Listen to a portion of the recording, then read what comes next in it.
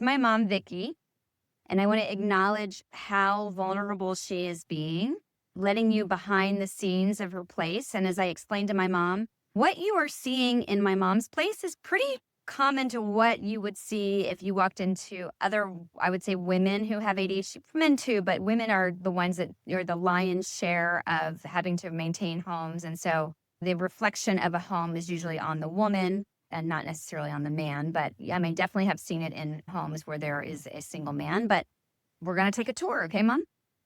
Absolutely. Okay. So you'll notice, which is very common, stacks of lots of different mismatched things. I'm going to take you back. Super creative. I also want to acknowledge, like, my mom knows how to put pictures together. My mom has lots of the lucite bins for storage. She has collections of things, lots of collections. Like, you can't see with the glare. And like, here's a pumpkin collection. I love this. Here's the beads, the buttons, the collection of buttons that my mom is collecting just to collect. Maybe it'll be an art project one day. Some really cute plants and planters. Here's another curio. This is Amazing Grace, has been claimed by my oldest child, Will. I will say I love the way my mom puts her art together. And granted, she lives in a small space, and this belonged to my grandmother right here, but definitely an accumulation issue for sure.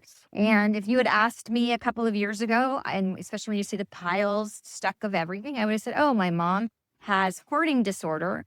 But as I have come to understand hoarding disorder, the reasons behind the stuff are very different. When I actually said to my mom, hey, if there was a needy family and I wanted to take some of these things for them, would you let me take them? And she said, of course.